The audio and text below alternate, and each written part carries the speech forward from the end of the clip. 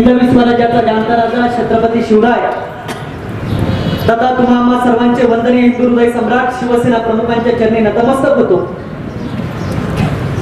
शिरूर लोकसभा मतदारसंघाच्या 29 तारखेच्या होऊ घातलेल्या 17व्या लोकसभेच्या निवडणूक प्रसंगी या व्यासपीठावर उपस्थित असलेले या तालुक्याचे आमदार आदरणीय शरददादा सोनवणे, शिवसेनेचे धडाडीचे जिल्हा प्रमुख रामशेठ गावडे, सर्वांची नावं घेणं अपेक्षित आहे, परंतु कमी ओव्हरमध्ये जास्त रन काढायचे असल्यामुळे आदरणीय व्यासपीठ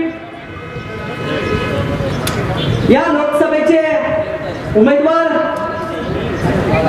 गेली 3 टर्म 15 वर्ष खासदार म्हणून काम करत असलेले शिवाजीराव दादा आढळराव पाटील, त्यांच्या या प्रचारार्थ या ठिकाणी उपस्थित असलेल्या माझ्या मोठ्या संख्येने माता भगिनींनो, ज्येष्ठ मित्रांनो, शिवसेना, भारतीय जनता पार्टी आणि मित्र पक्षाचे सर्व पदाधिकारी, कार्यकर्ते आणि आजच्या या सभेला उपस्थित असलेल्या मोठ्या उत्साहात असणाऱ्या माझ्या तरुण भावांनो आणि पत्रकार मित्रांनो, बांधवांनो, ही निवडणूक म्हणजे कुठेतरी देशाचं हित घडवणारी निवडणूक आहे, देशाचं हित जोपासणारी निवडणूक आहे। ही निवडणूक म्हणजे ओतूर शहराचं भवितव्य ठरवणारी नव्हे, ही निवडणूक म्हणजे गावचा गावगाडा चालवणारी निवडणूक नव्हे, तर ही निवडणूक आपल्या देशाचं हित चांगल्या पद्धतीनं कोण जपवू शकतं ही बघणारी निवडणूक आहे।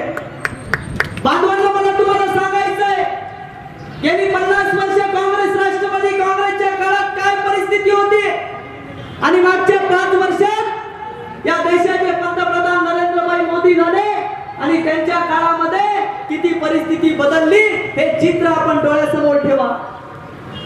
पाकिस्तानचे लोक, पाकिस्तानचे दहशतवादी आपल्यावर हमले करायचे आणि हे सर्व हमले होत असताना काँग्रेस आणि राष्ट्रवादीचं काँग्रेसचं सरकार मुख गिळून चुप्प बसत होतं।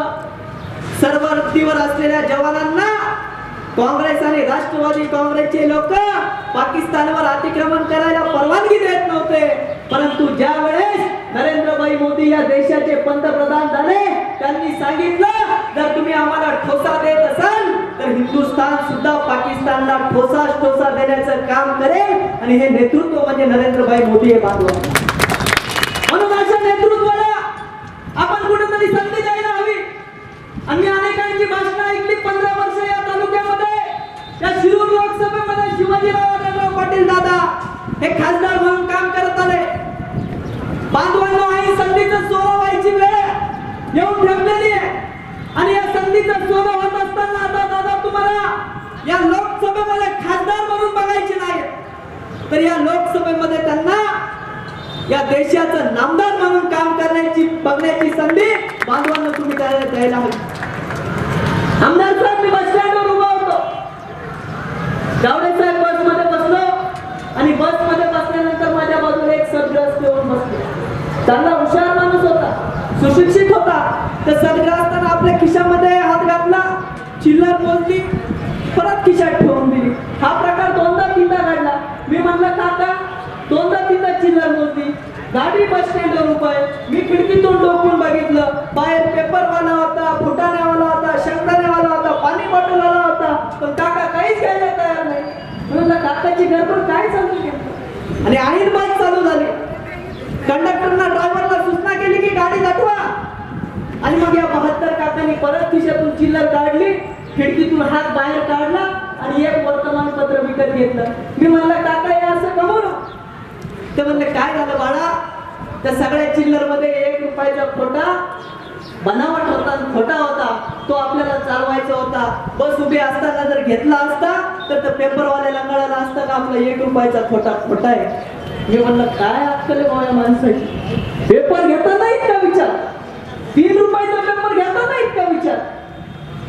आणि मग अलगद गाडी चालू झाली, शिक्रापूरकडे जायला निघाली, 5-10 किलोमीटर गाडी पुढे गेली आणि काका एकटेच हसायला लागले। मी म्हणलं, काका आता झालं काय? म्हणलं, त्या पेपरवाला हुशार होता, त्यांनी मला कालचाच पेपर दिला म्हणे। म्हणून बांधवांनो, या 2019च्या निवडणुकीमध्ये जो 2014चा निकाल तुम्ही काँग्रेस आणि राष्ट्रवादी काँग्रेसला या लोकसभा मतदारसंघाला दिलेला आहे, तोच निकाल 2019च्या निवडणुकीमध्ये तुम्हाला देणं हे गरजेचं आहे. बांधवांना कुणीतरी काहीतरी म्हणतं या मतदारसंघामध्ये आता परिवर्तन होणार.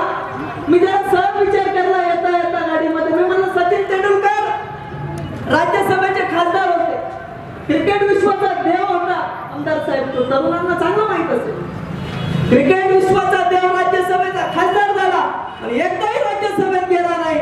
मग मला तुम्हाला प्रश्न आहे, आज दादाच्या विरोधात उभा असणारा जो कलाकार आहे तो निवडून आल्यावर खरंच लोकसभेत जाईल का? हा कुठेतरी आपण आपल्या मनाला प्रश्न विचारला पाहिजे.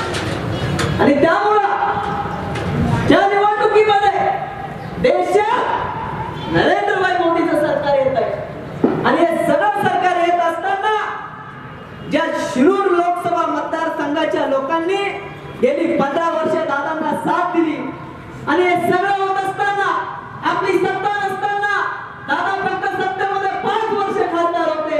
त्यांच्या हातून जितकी विकासाची कामं झाली त्यांनी ती केली. परंतु 2019च्या निवडणुकीमध्ये जर तुम्ही त्यांना या निवडणुकीत विजयी केलं तर शिवसेनेच्या खासदारांचा ज्येष्ठ खासदार म्हणून त्यांना या तालुक्यामध्ये मंत्री म्हणून काम करण्याची संधी मिळेल. बांधवांनो, या निवडणुकीतला विजय पक्का आहे. आमच्या संभाजीनगरमध्ये आमदार साहेब शिवसेनेचे 2च आमदार आहे लोकसभा मतदारसंघात. तरी आमच्याकडे लोकसभेला खासदार 4 वेळा निवडून येत आहे. मग इकडे तर दुपटी नाही. 5 आमदार या लोकसभा मतदारसंघामध्ये शिवसेना, भारतीय जनता पार्टी आणि मित्र पक्षाचे. म्हणून बांधवांनो, मी तुम्हाला एक कणकणीची विनंती करतो का या निवडणुकीत तुम्ही दादांना मत दिल्याशिवाय शांत बसू नका. एक छोटीशी गोष्ट सांगतो.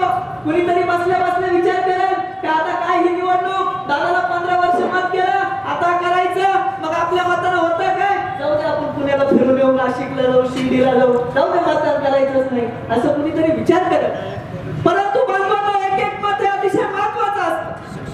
एका ठिकाणी भली मोठी आग लागलेली होती आणि ती आग लागल्यानंतर त्या ठिकाणी ते आग विझवण्यासाठी अग्निशमन दलाचे बंब पाणी फेकत होते, लोक बादलीला पाणी फेकत होते. कुणी ज्याच्या पद्धतीने शक्य आहे ते पाणी मारत होतं. परंतु त्यावेळेस एक चिमणी स्वतःच्या चोचीमध्ये पाणी घेऊन ती आग विझवण्याचा प्रयत्न करत होती आणि ती आग विझवता त्या कावळ्याच्या चिमणीला म्हणाला, अगं सगळी यंत्रणा उभी आहे आणि तुझ्या चिमणीला चोचीतल्या पाण्यानं ती आग खरीच विझणार का, खरंच विझणार का?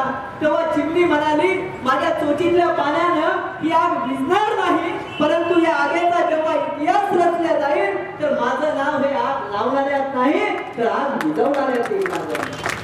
त्यामुळे आपलं प्रत्येक मत हे शिवसेना भारतीय जनता पार्टीच्या उमेदवाराच्या पदरात घाला अशी मी तुम्हाला कळकळीची विनंती करतो. व या ठिकाणी नितीन बांगुडे पाटील साहेब आणि यांच्या आणि माझ्या भाषणामध्ये अंतर न ठेवता वेळेचं भान ठेवून आपल्या सर्वांना भगवंत चांगली सुडबुद्धी देव अशीच अपेक्षा करतो. थांबतो. जय हिंद, जय महाराष्ट्र.